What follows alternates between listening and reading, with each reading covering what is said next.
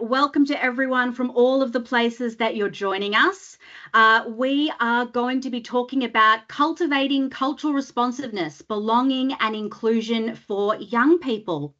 I'm going to be your host for today. My name is Smita Singh. I'm the National Programs Director for the Power to Kids and Power to Kids in Schools program at the MacKillop Institute.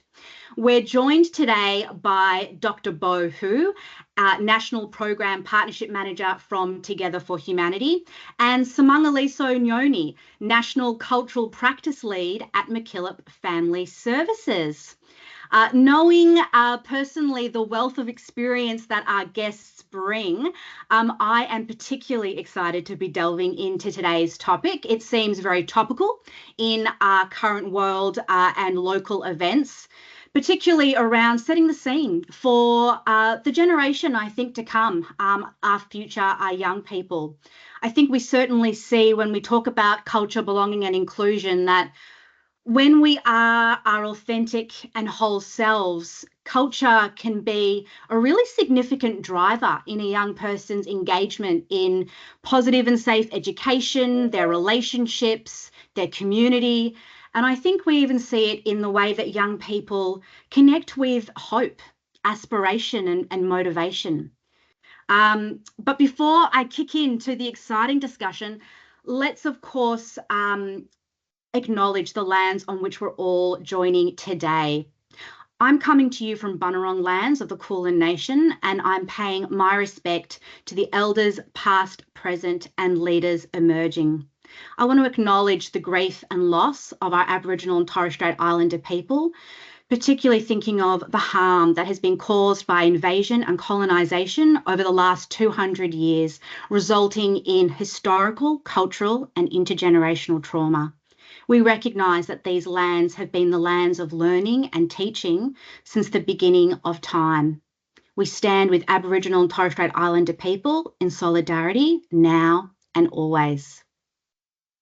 So before I formally introduce our guest speakers, just a little bit of housekeeping to get us started. We have a Q&A function available to you. Please feel free to pop your questions in the chat in that Q&A function. If we have time, which I'm very hopeful we will at the end, we will try to address as many of those as we can. Letting you know that the chat function has been disabled. So please do put those questions into the Q&A. And so that you know, because we have all the cameras off and microphones off, just because of the sheer amount of people online today, we actually can't see you if you raise your hand. So again, please do make sure you're using that Q&A function to get in touch with us. If at any point you're having technical difficulties, again, please try to pop it in the Q&A chat. Our technical support wizard extraordinaire, Christopher Higgins, is online and he'll get back to you and try to troubleshoot with you. So without further ado, let me please introduce our first guest speaker, Dr. Bo Hu. He is the National Programs Partnership Manager at Together for Humanity. His career has centred on fostering partnerships to combat racism, prejudice, and to build a more inclusive society. By connecting educational institutions and communities with experts in intercultural understanding, Bo facilitates impactful initiatives aimed at dismantling barriers and fostering understanding. Dr. Hu works with schools across Australia to build intercultural understanding in his role with Together for Humanity. Thank you so much, Dr. Hu, for joining us. Thank you for having me. Hello, everyone. Nice to see you all. I can't see you, but it's so lovely to be here. It is so lovely to have you. And we have Samangaliso Nyoni on the line. She is the National Cultural Practice Lead at MacKillop Family Services.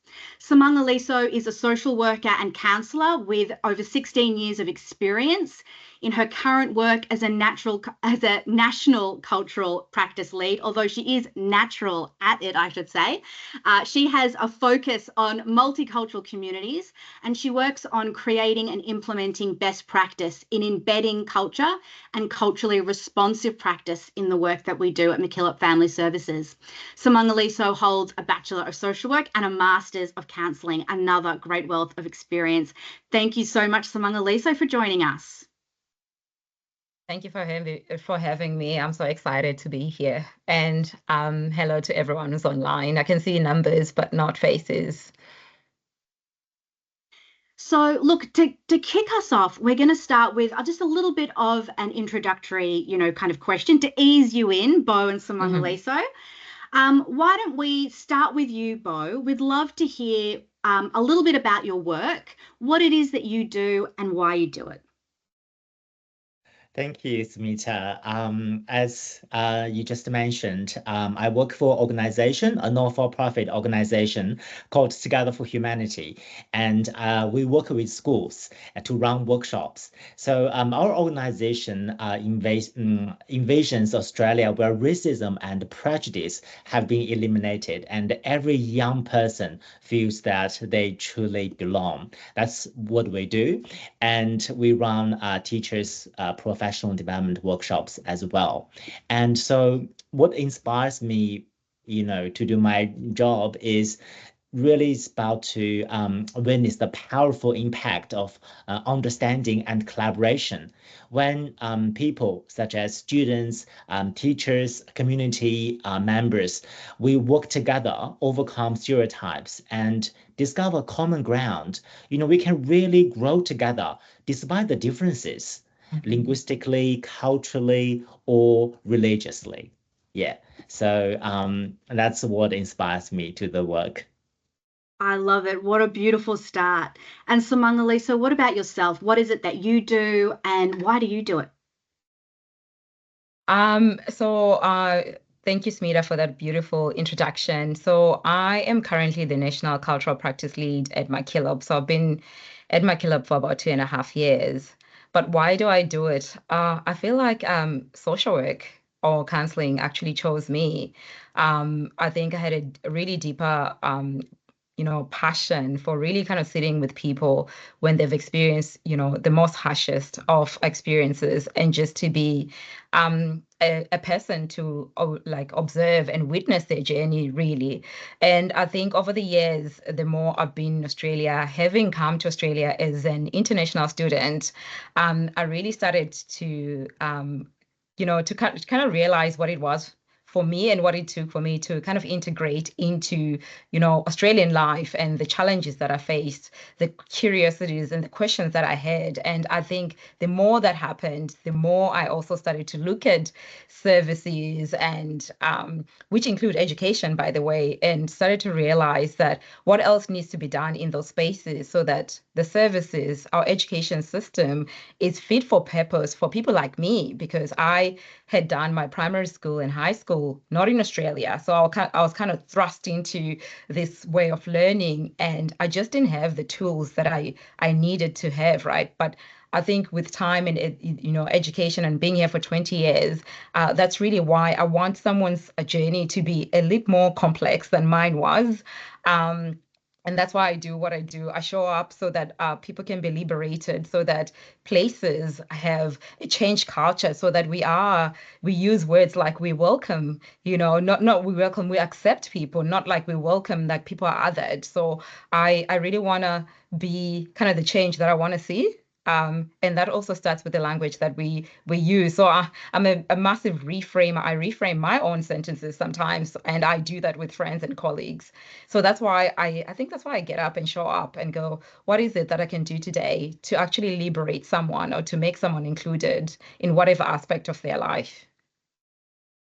So important. And, it makes me think we've already started to talk about, I think, some of the complexity in the work, the layers to the work.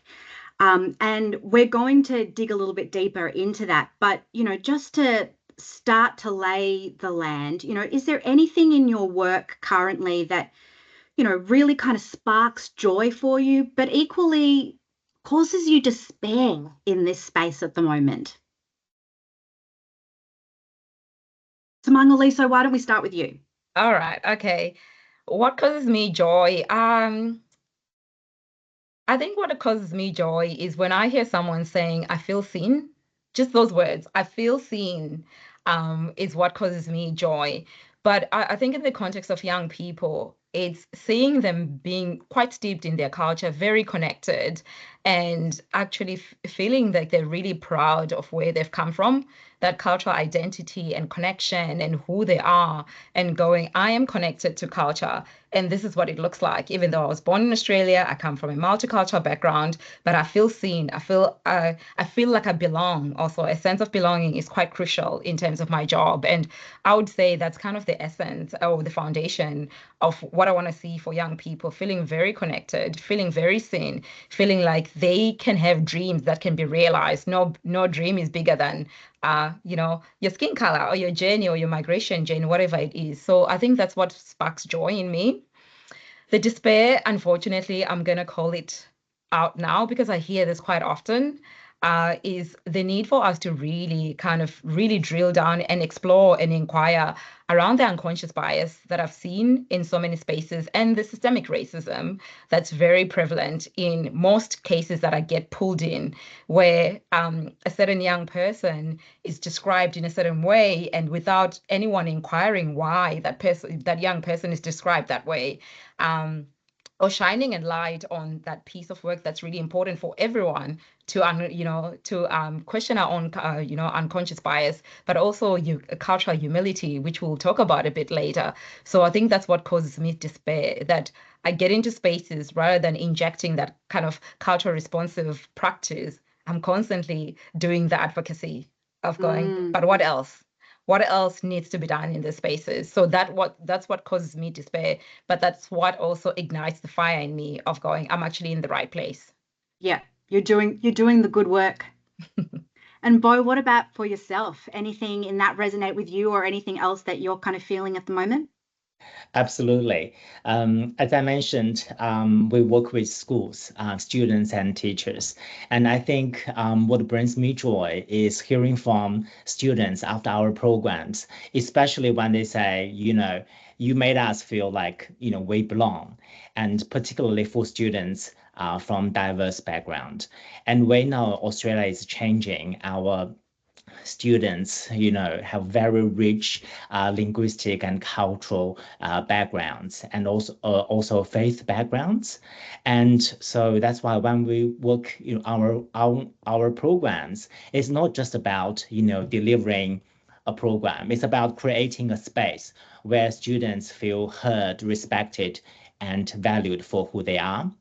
And particularly, schools are based on so many rules, and we are not teachers. And when we go to the classroom as facilitator, we really want to, give the power back to students, and they don't normally would have in a school setting. And what causes me despair or distress? As I mentioned, our work is about anti-racism and anti-prejudice. And that means we still have a societal, challenge, which is the persistence of racism and discrimination. And everything is played out not only between students, in the playground or classroom, but also within the interactions between students and teachers, and even between colleagues. It's just really hard to see those, divides in spaces, meant to be safe and supportive. Particularly these days, we all want to create a safe school environment, inclusive environment where multicultural Australia or everyone's diversity is celebrated at a national level, but in practice, in the classrooms and the playgrounds, unfortunately, racism and prejudice do happen.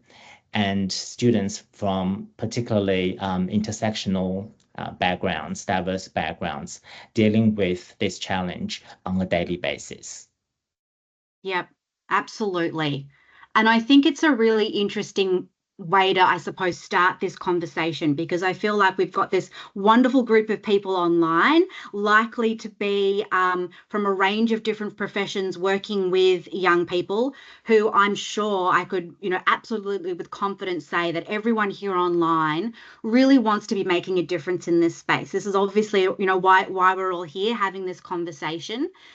But I think before we get into the how, before we can kind of really get into the strategies, it's important to, spend a little bit of time unpacking why it is so hard, because this is not new work. Racism and structural racism is embedded in quite a lot of our history here in Australia. So wanting to kind of talk through with you both a little bit of, your sense of what do you see as the current context and reality of, cultural diversity, inclusion, and belonging at the moment in Australia right now? Samangaliso, can I start with you? Oh, that is it's a big question, right? I'll try. Question. It's a big question because I think it depends on it depends on the context, right? But having said that, our context and the reality of it is, it is Australia as it is. Like, it's multicultural, and multiculturalism is actually not new. Like, if you really think about it, if you think about even pre-colonial and stuff that was happening, there was always multiculturalism. And then I think we have to now contend with the fact of what's happened, in our DNA, having had colonization and the impacts of colonization. And I think this is where it's kind of really important for us to kind of change the landscape. Is we have to do some truth telling really about the reality and the legacy that colonization has had to where we are now, where, for a lack of a better word, like if we look at some of even Scanlon Foundation has done, statistics around this, and it says overwhelmingly Australians want social cohesion. They think multiculturalism is a really good thing, right? That's what the statistics tell us and the data. And then I go into, spaces, constantly and going, but why isn't our stats reflective of what's happening? And I think that the thing that I can reflect back on is, I think on paper, we really want to see the change, but I think we're also grappling with the parallel to that, which is for a very long time, we're holding on to, we want something that looks Western Anglo to be what we are really tied into, right? Unless we kind of loosen our grip on that, therefore, we'll always have multiculturalism othered. And I think it's really important for us to kind of change the language in schools, in society, in media, to be very inclusive. When we talk about multiculturalism and other people, it can't be deficit based. It can't be, even if we think about the word cold, I don't use the word cold, culturally and linguistically diverse. And for a time, that's a word that we used. We had a time and a place for it because we're moving away from non-English speaking, which was also seen as very othering, right? Now we're with multiculturalism because cold was seen as kind of deficit based and very othering, right? So I think the landscape is really changing. On a positive note, though, I do see our younger people, our youth, really speaking up and educating themselves and really quite steeped and very grounded in their cultural identity. So that's where we are. So in as much as I kind of look at multiculturalism and some of the things that we still have a long way to go, there is the flip side, though, of I can see things really changing from when I first came to Australia 20 years ago. The landscape looks so different now. I was very determined to integrate into Australia, which meant there's parts of me that were like, I want to denounce my Africanness because I want to kind of fit into Australia. But with what I know now and how things are now, I would redo some of those things. But I know better now. I think that's how best I can answer that question. It's a big question, but yeah, we could spend the whole day. I know we could spend all day just on that question. And what I really heard, just a resounding theme in your answer, Samangaliso, was just the evolving nature of this space. So, as we're learning our strategies, as we're learning to step into this space, just as fast as we're learning it, it might be potentially changing. And our role to continuously lean in and step in is part of, and what that looks like is part of the challenge in the context that we have. Thank you. Bo, what about for yourself? And you're obviously working in schools, you're seeing this in a number of contexts. What is it looking like to you? Thank you, Smita. And I actually thought a lot when Simangli was talking about, we have the term of students from, linguistic and cultural background. We have so many acronyms, right? And these days, and unfortunately, having those labels, we put people in boxes, and I'm just trying to find a way how we can navigate, this space. On the one hand, we want to highlight, that diversity students, bring, particularly as I mentioned, those intersectionality, and on that power of, on that will of power. On the other hand, I'm just thinking how we can, break down those labels, and without reinforcing that stereotypes and assumptions. I think that's something, that's just some, food for thought, and I don't have an answer yet. And because we need kind of trying to be quite specific about the kind of students or schools or families we want to engage with. And back to your question, Smita, why this is, so hard, right? And why we still have, racism, whereas most of, Australians have very diverse background, right? Unless you are First Nations person and you are from somewhere else. And let's go back to the history. I think, we can't talk about now without reflecting on what's happened in the past. Up to till the late 70s, this country was shaped by the white Australian policy, and so this policy really restricted, migration to mostly European backgrounds, and if we look at European backgrounds, migrant is also there's a hierarchy, and the people from south of England were prioritized and then moved to the North Europe and then South Europe and later on Eastern Europe. And it's not till in the 70s and the door is opened up to people from Asia. So, and, we can't, policy can be changed overnight, but people's mindset takes, I would say, takes generations of hard work to shift.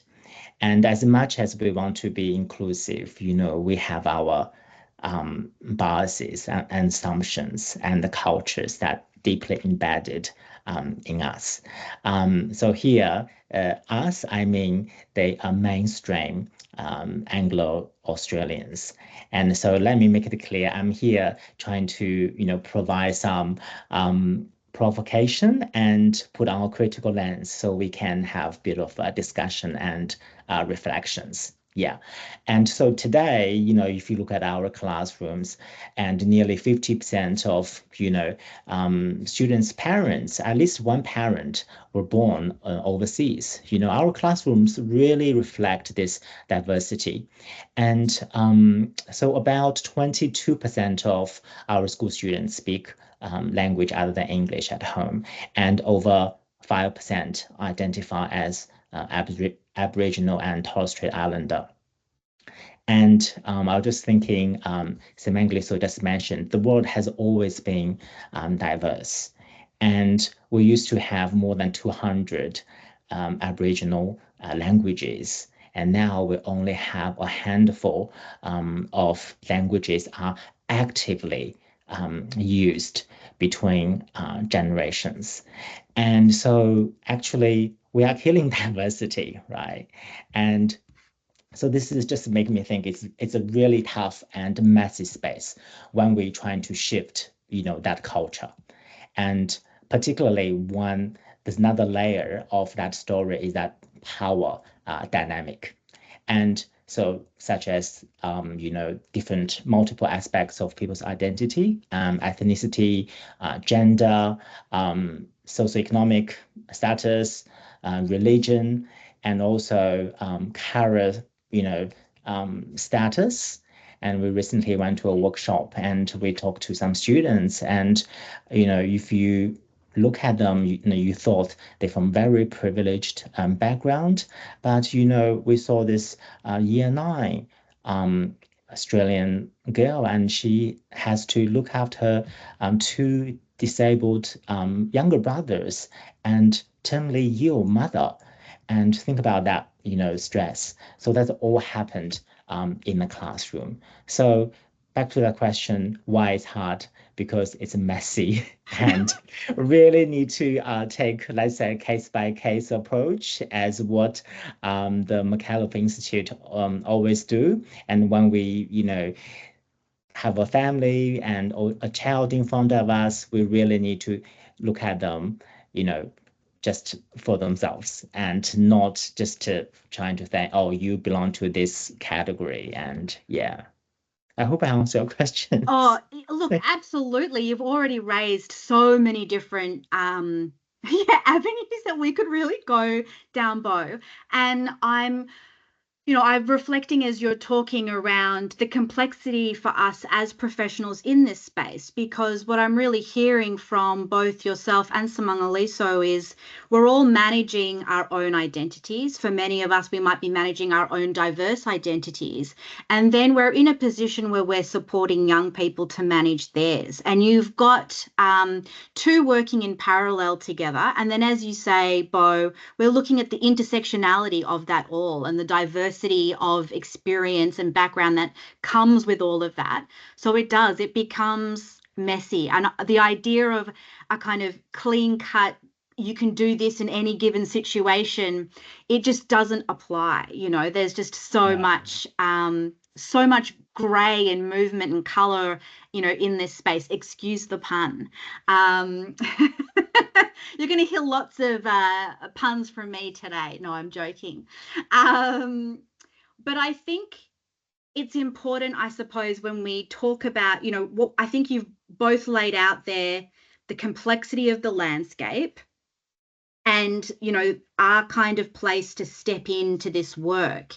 But for many of us, if we don't, I think naturally understand or kind of come from diverse experiences, it can be hard, I suppose, to conceptualize the why. Why is this so important? Why is this so critical now? So can I ask you both, maybe just to briefly touch on why in your work is it essential to focus on, cultural safety, responsiveness, identity, and belonging? Bo, can I go to you first this time? Of course. I think, as I mentioned, policy can be changed overnight. School policy can be changed, overnight, and classroom policy can be changed overnight. What things cannot be changed overnight is culture. That's why we need to focus on culture development, to really foster that culture of inclusion and belonging. But it's not an easy work. And so we should only focus on culture that can have a really sustainable impact and ongoing impact on our students. Yeah, so I think that's, in a nutshell, that's my response. Absolutely. And Samangaliso, anything that you'd add in your work or your spaces? Gosh, where do I start? I think it's really important for where we are now. Like I would center young people because I think most of my work is with young people, and because it has such an impact on the trajectory of their life, right? And if I put it in a setting in terms of the education system, as well, young people spend a lot of their time at school, anyway, at school term. And that's where really you get the sense of identity and belonging is actually cultivated in a school setting, right? So it's important that the school settings or the services that they're accessing actually sees them for who they are and is culturally safe, and it's mirrored back to them, right? I often say, what's so important even in the out-of-home care space that I'm in when we do talk about cultural safety. And I always say, if you do ask the right questions and if you do consult in the true sense of consulting, young people actually do know what they actually need to be culturally safe. And I think that's our starting point. We can have ideas of why cultural safety might look like for a young person, but unless we actually ask the right questions, age appropriately, we won't know the answers. We will just be doing what we've read on a textbook and trying to implement it to a young person who's going, but that's actually not what's important to me. What's important to me to feel culturally safe is that I don't get to sit by myself during a lunch break because my friends won't come to me, right? What does that say for us? Then it leaves us with homework and saying, what is it that we need to be embedding in our curriculum? Do you understand? There are probably educators and teachers here that saying the curriculum is already overloaded, but how else can we find ways to have that inclusion and that diversity celebrated in our curriculum so that we do have young people that are not feeling othered in a school setting, and therefore, we have lesser academic success for them, and lesser academic success means therefore we find certain cultures being stereotyped into certain jobs, right? That is an economic impact on that. So you can actually see that the work that we can do now when young people are very young is quite crucial to the trajectory of their life, but it's also crucial to what we then get to see overall in society, right? It starts very young. It doesn't start when someone is an adult. It starts when they're very young. So I think it's actually it's really important, and it's everyone's responsibility to ensure that we're cultivating that in all the spaces that we do occupy, cultural safety at the core of it, intersectional practice at the core of it, even in schools. What else are you missing out on, right? Examples of young people being labeled, they're being naughty because they're from a multicultural background. But if a young person is from like a Western or, dominant race, you hear, oh, they probably need an assessment. Maybe something cognitively is happening. I'm like, why wasn't that first point for you, for that young person? Or why didn't you maybe employ a trauma or culturally informed practice to that young person before you label them? So you've got some work to do, but very important to really center cultural safety.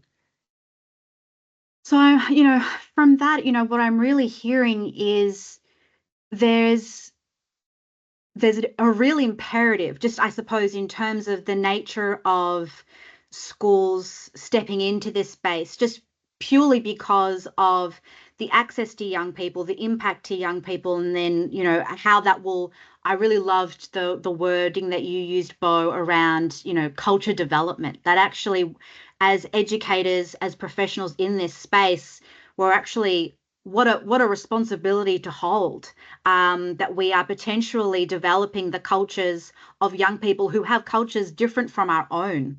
And how do we step into those spaces? And it sounded like, Simongalusa, you were talking about, really having to conceptualize how we embed this through all aspects of the work, that it's both in our curriculum, in our practice, in our own education and awareness, in our, in the way that we build relationships, between young people, the way that we foster relationships even with young people and their community and and their families. So it's a big job. It's certainly not a tick box solution is what I'm kind of really hearing from this. And Bo, I can see you've got your hand up. You don't need to have your hand up. Yeah. Please jump in. I just want to elaborate on, what does cultural safety mean in the school setting? I would say cultural safety, it means students can bring their whole cultural self in the classroom, where it's a very formal setting for a young person. So when their cultural being are acknowledged in the school setting, for example, if they're allowed or even encouraged to speak their first language, and in the situation where, they can use their home language, and can really help students, to recognize the value of their heritage. And so that can really help students form a strong ties to their own cultural identities. And, broadly, it's going to have a significant benefits for social cohesion. And it creates this very positive ripple effects on students' mental health. They're not ashamed of who they are and, which language they speak, or, which ethnicity, they were born into. And, and also on, the sense of self and self-esteem, and strengthen their connections with their families and communities, because that culture, that, let's say, home culture, is recognized in a formal setting, such as in a classroom or school. They feel more connected with their family and their own community. And so at the societal level, and it creates a very, very positive impact. I think that's when we talk about social cohesion, what does that mean? I think this is one of the examples. Yeah, how we can create social cohesion by allowing students to be their wholesome self culturally in the classroom. Yeah. And just to expand, I think on that, and this is probably a question to both of you. Both of you have started to, I suppose, touch on this idea in some of your previous responses, but it seems so pertinent now around the idea of a power imbalance in these spaces, that us as adults, supporting young people, whether you're an educator or whether you're a professional in another space. Can you expand on that a little bit? What does that mean, and what does that look like in terms of practice? Who wants to take it first? I probably will go with, because my answer is probably going to be short and sharp. When I think of power imbalances, I employ people to actually recognize the privilege that they have, right? And there's many forms of privilege, right? Unless you recognize the privilege that you do hold in certain positions that you have, you will step into spaces with a whole lot of privilege that's then kind of diminishes the other person, right? So we all have different kind of, privilege. I have some privilege in certain spaces that I go, being an educated woman. But in some spaces, I don't have that privilege, because I show up and someone looks at me and goes, she's Black, she's African, she's probably uneducated. What is she going to say, right? So I think when I think of, power imbalances, is recognizing your privilege.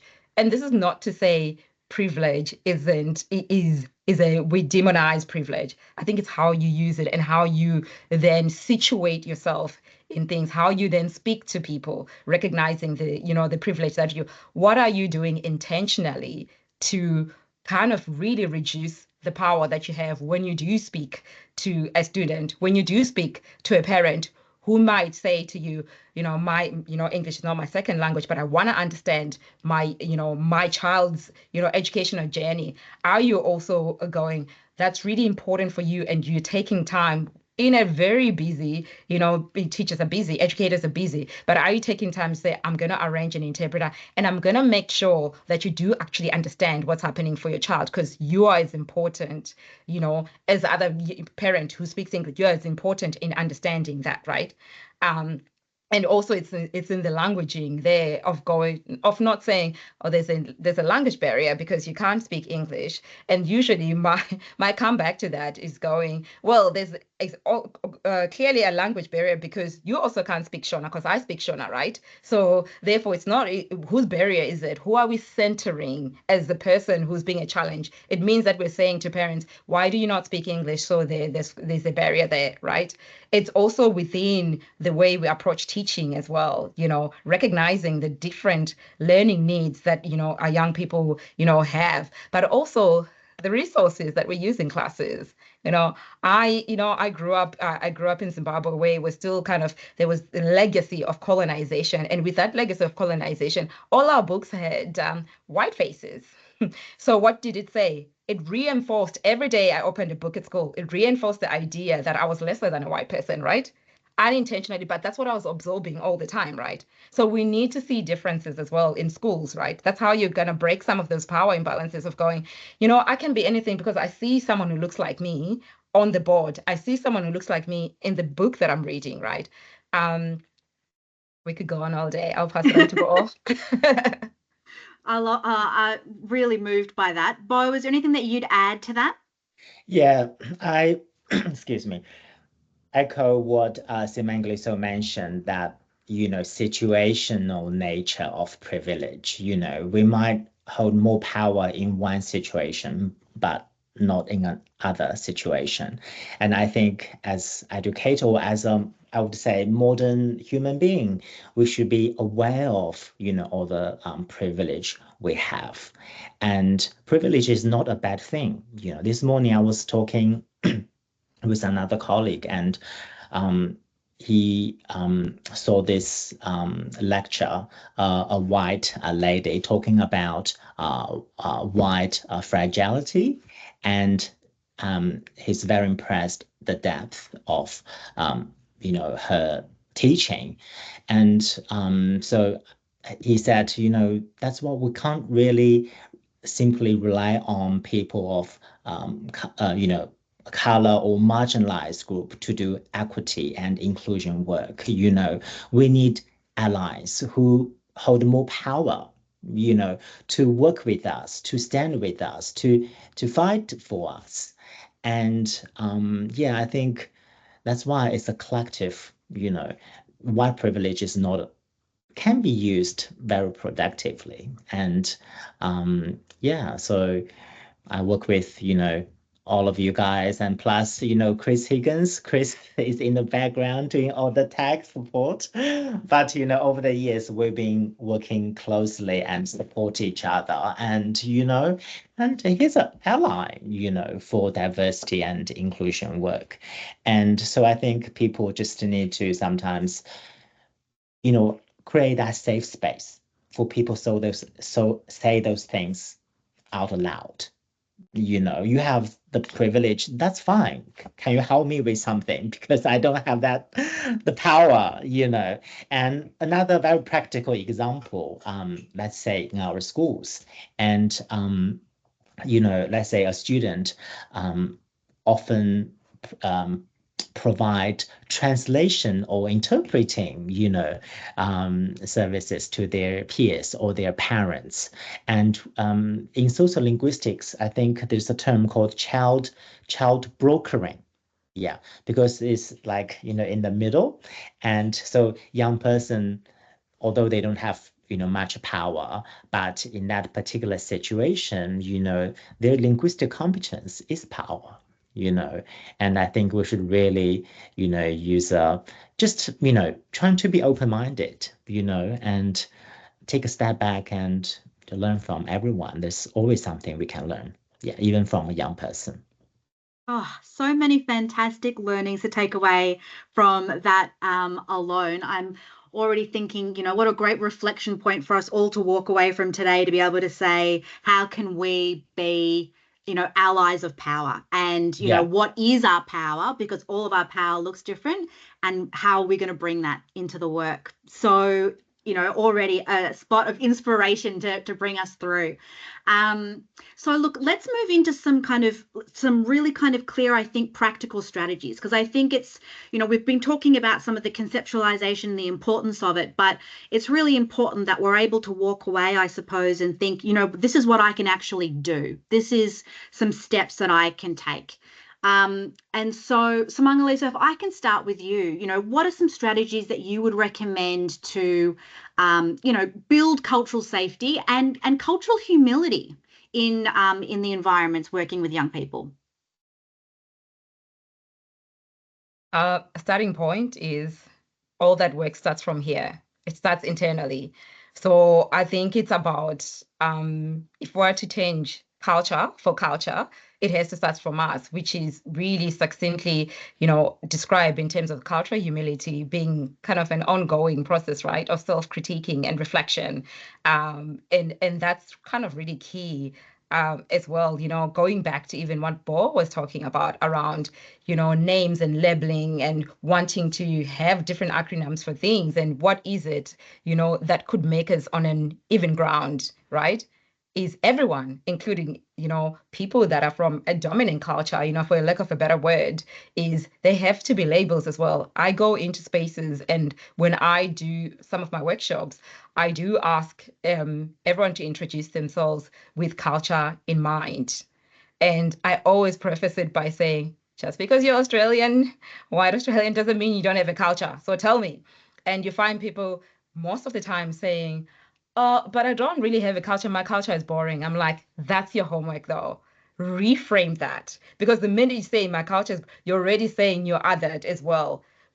So it's how do we also ask people from the dominant race to also embrace their culture without comparing it to, so that we're on an even ground. So when you do come to me, you will ask me questions that are very well considered, which is, I'd rather have someone ask me what my cultural or ethnic background is compared to where are you from. Those horrible SBS series at one point that says go back to where you came from. So I react really strongly to the where are you from. I'm like, what do you actually mean, right? So that's it. But in terms of I guess strategies, I think I would say everyone needs to educate themselves, right? We need to have cultural awarenesses being mandatory for anyone in spaces, in so many spaces. And we start off by, we can't talk about multiculturalism without embedding First Nations. So cultural awareness being key, and then extending to any cultural responsive training, right? And ensuring that that work is done by everyone. When we talk about allyship and people, like even as a person from a multicultural background, I have a responsibility to continue to educate myself and to better myself and to see where some of my colonial mindset is and to unpack that and unlearn that. So that's what I would say. And curiosity is key. Before you get to conclusion, are you quite curious?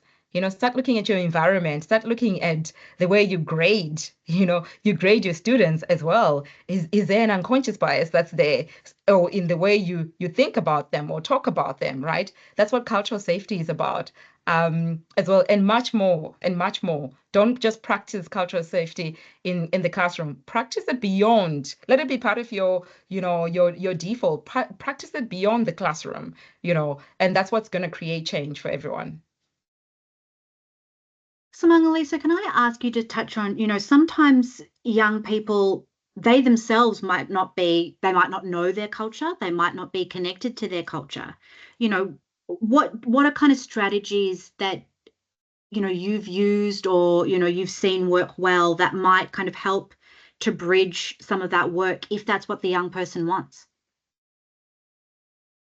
There will be someone somewhere. So I think it's about us again going, this is important for this young person, right? Whether they want to be connected to their culture or not, but just the knowledge of when they want to pick it up. Because a lot of the times when you say no to your culture, there's a part of you that you're muting, right? And we need to inquire, why are you muting that part of you? What hurt or what pain has that caused you, right? Rather than going, they don't want you, so therefore we close the case. I'll be like, I'm really curious.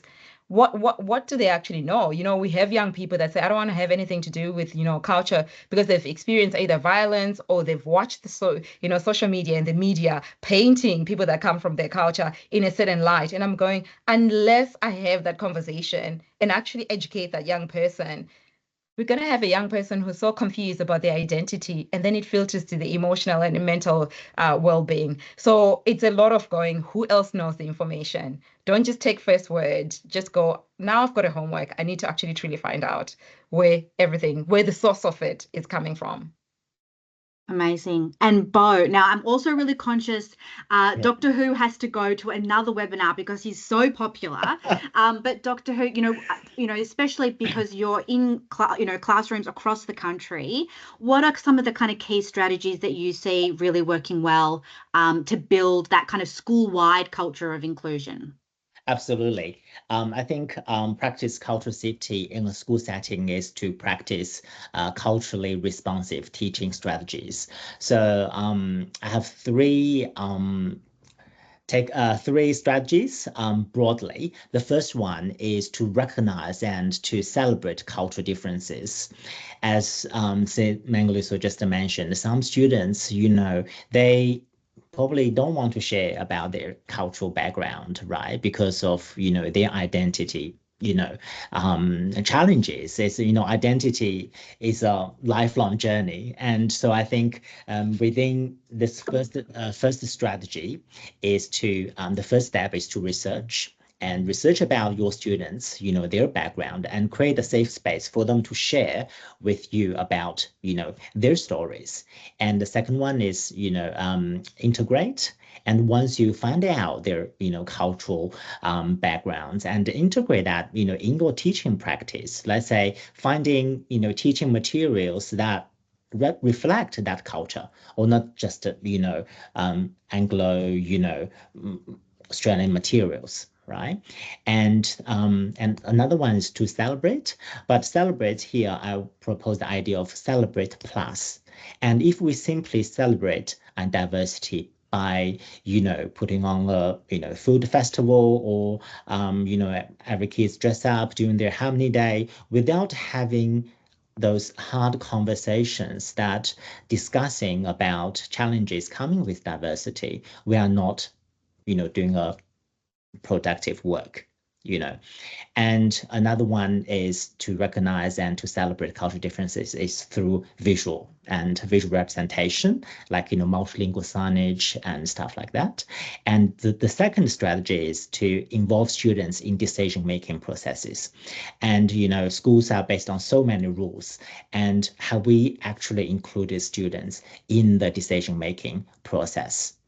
And the third one is to use inclusive language, because different cultures would have very different way of addressing people. Like in the Chinese culture, you never address teacher, by their name. You always say, let's say teacher Smita. You always literally have the word teacher there, and so in terms of inclusive language, and also pronouns and names, also part of that, because different cultures would have a different naming practice. And I think as a teacher, sometimes it's very hard for you to pronounce students' name correctly, and ask students how they pronounce their name. Okay. And the second one in this category is to avoid assumptions. Instead of saying, oh, how did you celebrate, Chinese New Year? Oh, so I'm actually not Chinese. I'm from another country, right? And so, and the last one is culturally sensitive communication. And because Australia is so liberal, and when we discuss about certain topics, and teachers just think, oh, you are in Australia and you should be taught in the Australian way. And so if that is the approach, and most likely some students or some families would have some resistance, and leading up to discussions around the sensitive topics, and I think pre-discussion dialogue is important. All right, I think that's all from me. Poor Dr. Who has to dash, but we're going to stay on the line to just do some Q&A and wrapping up. But thank you so much, Bo, for joining us and for those incredible insights. Thank you so much. Thank you so much, everyone. Thank you. Bye. There was so much packed in, I think, in Doctor Who's kind of last session. So hopefully we'll be able to open it up for questions now and unpack some of that with you all a little bit further. I'm just pulling open the Q&A box to see what we have here. Oh, okay. Well, there's a great question in there for Doctor Who. And what I'll be able to do for you, Isla, is we can connect you with Doctor Who so you can find out more about where the programs are offered and how you can get in touch with Together for Humanity. That is, we can absolutely make that happen. We have a question from the lovely Molly Madigan, who asks, and Simangalisa, if I can ask this one of you, how do you think organisations can balance being curious and inquisitive about learning from culturally diverse people with making sure that they don't overburden their culturally diverse staff and participants? And this is definitely something I think we hear a lot in terms of concern. Really interested for your thoughts. Yeah, that's a really great question. Thanks, Molly. And and I think part of our strategies, whether it's from a kind of a First Nations or from a multicultural background, is just ensuring that we being mindful of cultural burden. But how do we do that? I think it's, the curiosity question is, I always say to people, are you being curious, or are you interrogating someone? Are you asking of someone so much that it's taking away from them? Or is that curiosity from a conversational, not a, I'm going to extract things from you? And I think organizationally, therefore, we have to invest in things like, cultural awareness, make them mandatory, have managers and leaders making sure that they're on people's backs around not attending those, because some of those, in as much, I know some of the trainings are very general, but they give you a foundation, right? They give you foundation of a kind of knowledge about, different cultures as well. So I think it's important for us to make that mandatory in all organizations, but and at every level as well. Like, let's embed it in everything that we do, whether it's supervision, whether it's kind of our e-learning competency. Let's not just have a once-off cultural awareness training. Let's have those reviewed all the time. Let's have people coming in and speaking to us. But also, let's also recognize the unique skills of people that have lived experience, monetary, right? A lot of the times it's not recognized. A lived experience of being, from a diverse background is not actually recognized as something that adds, to the organization, but yet it's people drawn on from that. I run a cultural mentoring program, and I know that sometimes I have some of my mentors being asked to get into spaces where they already have a pre-existing role, but they get asked to be in other spaces as well, unpaid and unrecognized, and I just don't believe that is fair. So that's the kind of the shorter answer to that question, Molly. Amazing, thank you. Is there any other questions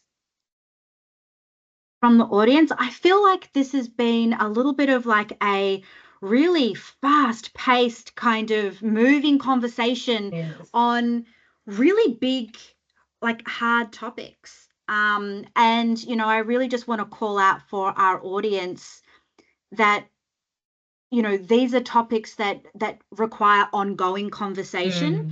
And I really am just so grateful to all of you online for kind of leaning into this space. It's uncomfortable at times, and it can test us, and it can be confusing and messy, I think, as we've seen in the conversation, but it's just so important. I think what we've also really heard today has been the imperative that we have in these spaces.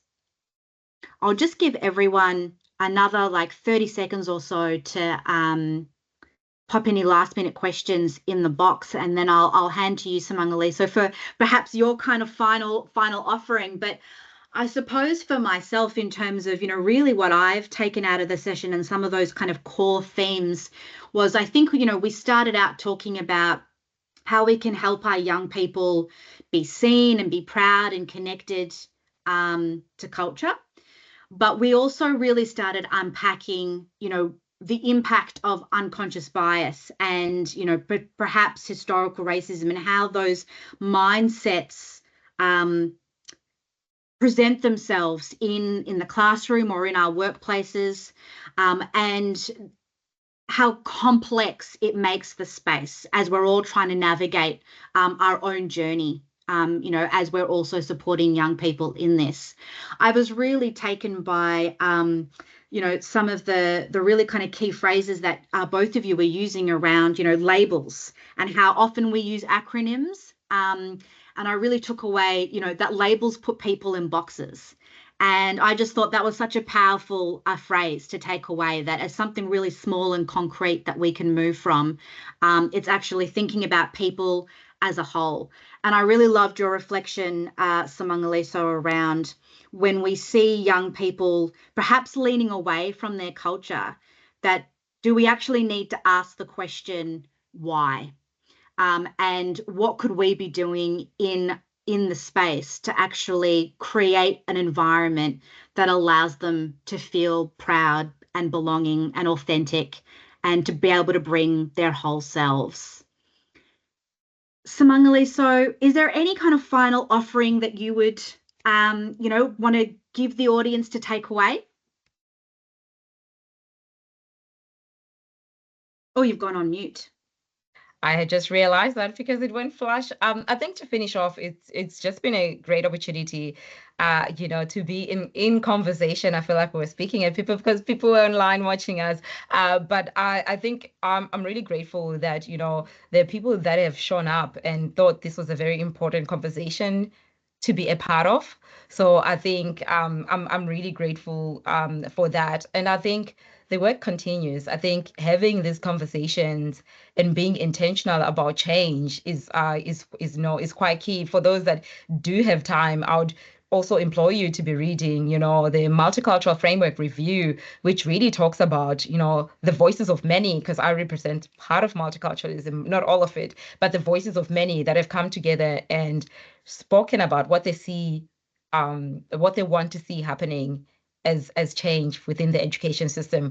I would say that's a really good resource for you to kind of really look at, and then make a commitment of going, what small part in change can I play, right? Within a school, are we holding conversations in schools as well around culture and diversity, and celebrating that is key to building up, respectful relationships where everyone is seen and celebrated for who they are. Amazing. Now I actually had one question come through in the chat at the last minute. So what I'll do is I will offer it up to the audience. If you'd like to stay and hear the answer to the question is an excellent one. It's, can we clarify the called acronym or the title itself that is a negative discourse, and just being unclear around what to use and why. Please do stay online. Happy to answer that question. If you do need to go, of course, we understand. Thank you so much, everyone, for joining us in the conversation today and leaning in. If you would like more information at the MacKillop Institute or around any of the speakers today, please do use the QR codes here to reach our website, connect with us on LinkedIn. If you'd like to connect with Bo or Simangaliso further, please do go to our LinkedIn page and you'll find them on there, and you can reach out to them and connect with them after this session. Again, thank you so much to our speakers, and thank you to our audience. Anyone who would like to stay to hear the last question, very welcome to, but if you need to go, thank you so much. I'll give everyone just 3 seconds, and then so Simangaliso. Yeah, that's a really great question, given that when I started the journey as a cultural practice lead, I would also use the word, like the acronyms of COLD. But I think the more the more I started working in partnership with, with people like the Center for Multicultural Youth that do a lot of work in this space, the more we started having conversations about why we're moving away from the word cold. You will see it coming up, but I guess there was a survey that was done that it wasn't. It was deficit based, but it was very othering. Particularly, what they found was that it didn't resonate for those that do come from multicultural backgrounds or have parents that were born overseas, but they were born here, and the only language that they spoke was English, right? So it made them feel like, where do we belong? They already felt so disconnected from their culture by virtue of, the parents being displaced or migration, forced migration or chosen migration to be here. So they felt that that term wasn't inclusive of them. So there was a move away from using the word cold. Again, referencing back to the multicultural framework, which has gone on all levels of, of government, including people from communities, providing feedback. And that's been the feedback again. It's very deficit based. It's very othering. Hence why multiculturalism is so inclusive of everyone, including, people that are Australian as well, to say we are a multicultural, country. And so the word Simangaliso that, I think you've been seeing used more recently in practice is actually just saying multicultural communities. Is that right? Yes, correct. Yes. Hopefully that answers your question, Snezhna. Beautiful. Oh, we've got another. I reckon the questions are coming in. Oh, beautiful. We've got a thank you. All right, everyone. Well, we'll call it to a wrap. Thank you so much for joining us, and hopefully we'll see you at the next webinar. Thank you. Thank you. Bye.